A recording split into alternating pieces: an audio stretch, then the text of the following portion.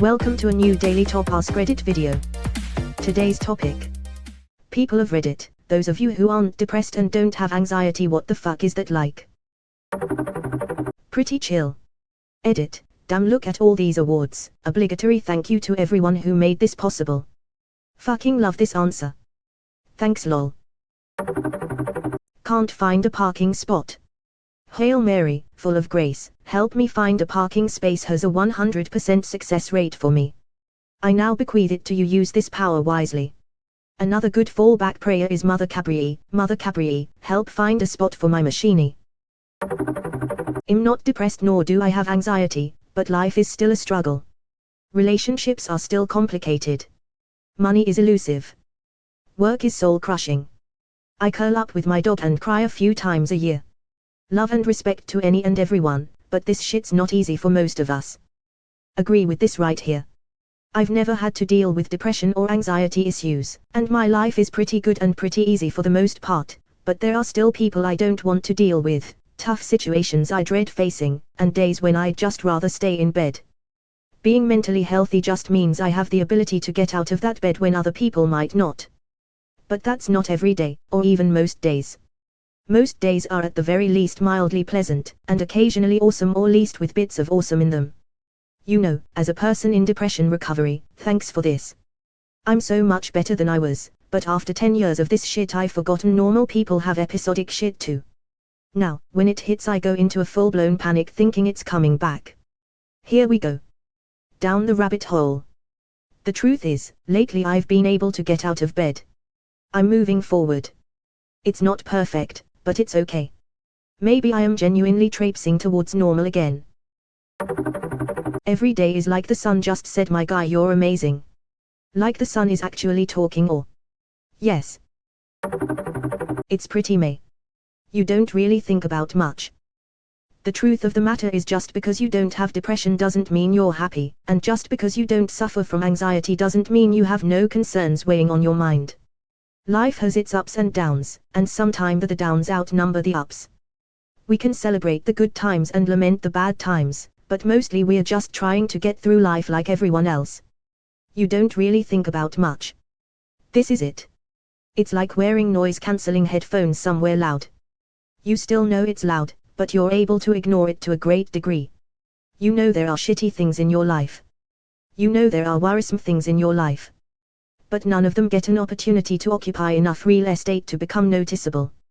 When you suffer from anxiety, some of those issues just buy a big fucking lot worth of real estate in your head, and even if they are only building a shack in it, to you it feels huge. And scary, and complicated, and uncertain. Here's what it's like. Because I'm not depressed or burdened with anxiety, I have more energy to help my friends, whenever they ask, who do suffer with either or both conditions. A therapist friend says it's important to nurture a sense of humor. He has a sign hanging over his desk that shows a beaver, and the caption reads, "It's one damn thing after another."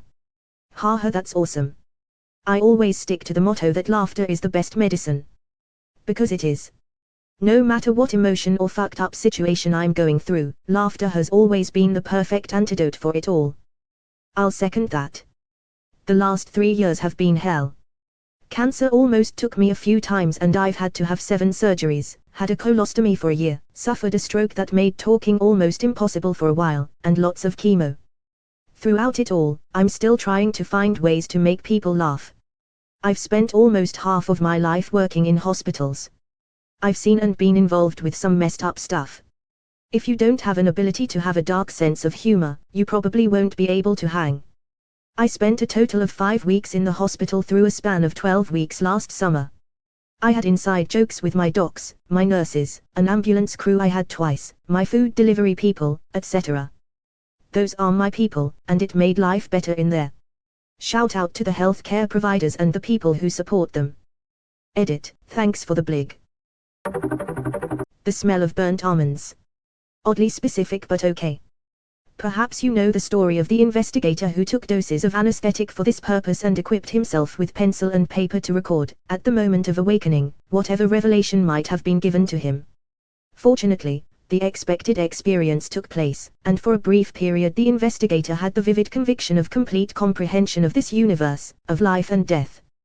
He regained waking consciousness with the tail end of the sensation still upon him, grabbed the pencil, and swiftly recorded the essential content of the experience just before it faded. After several minutes during which his mind returned to its normal state, he looked at what he had written. And there upon the paper was the following immensely profound observation: everything in this universe is the smell of burnt almonds. Cyanide then. Ha. I guess you're that. Honestly, I realized that most of my depression and anxiety were rooted in 3 things. Negative self-talk. Self-talk is so important, y'all. Put some energy into how you talk to yourself. It honestly changed my life. This requires your attention every single day. Not getting shit done and not having a plan to get that shit done. Plan ahead and work hard.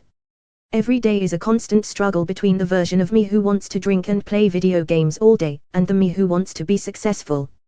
Every day, you have to make the choice to get your stuff done. Some days, it's okay to lay on the couch all day and play video games, but I limit that to 1 day a week. Usually Sundays. Substance abuse. I have an extremely addictive personality. While I wouldn't say I was heavily addicted to alcohol, I certainly needed to dry out. Now, I only drink on weekends if at all, and only get drunk a few days a year for special occasions. It's great and my mental health has skyrocketed. This is just what has helped me. I'm sure other people have found things that help them. Don't be afraid to seek help from family, friends, SOs, and licensed therapists. This is, probably, your one chance at life. You deserve to be happy. Obligatory thanks for the gold. The negative self-talk is huge. Had an epiphany that's the bulk of my problem, so working on it now. Once it gets in your head I have anxiety and depression, it's almost like it snowballs and just becomes this self-fulfilling prophecy. I get shit done. I don't waste time being indecisive over which is the best choice to make. I find I have the energy to go to the gym on a near daily basis, and still play video games or get some housework done. My life isn't sunshine and bunnies all day every day, but when the bad shit comes, I can push past it and not let it impact the rest of my day. I'm upset over something, I don't rant and rave, and I don't mull over it all day. I acknowledge it, accept it, and set those feelings aside to crush them at the gym like the insignificant specks they are. Just doing the hard work right away instead of trying to think your way out of it somehow is something I learned that immediately fixed dozens of problems that triggered depression and anxiety. It is ridiculously easier to do it this way too. My parents' biggest failure in raising me was not teaching me this. Perfect is the enemy of good is another good one to remember.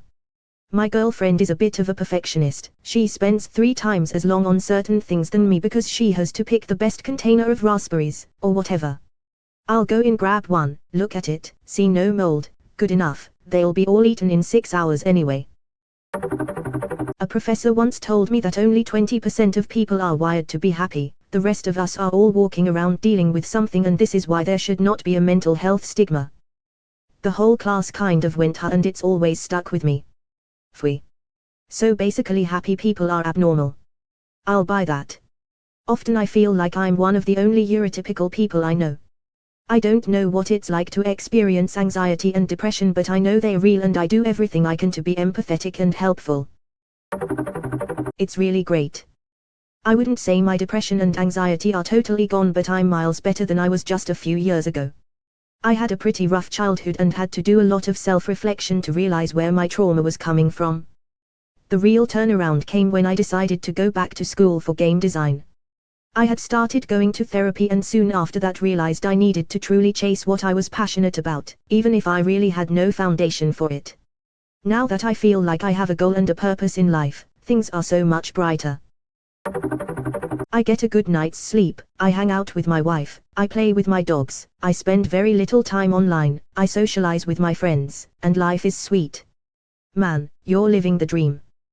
Are you retired? No, pay attention to the key word. Not spending a lot of time online. I can do something super embarrassing in front of hundreds of people without being embarrassed at all. Same, I have zero shame. Is it possible to learn this power? Yeah, self-acceptance. Firstly, if it's strangers you've made a fool of yourself in front of, then who gives a damn about them? You don't know them, why do you care what they think? If it's like friends and family and you've made a fool of yourself, then accept that you aren't perfect, don't even try to be perfect. If someone asks, own up to not being perfect, and they shouldn't expect you to be, just like you don't expect others to be perfect either. You still get depressed or anxious, but it goes away after a bit and is much more infrequent. Maybe not depressed, more just sad. People with depression don't own the word.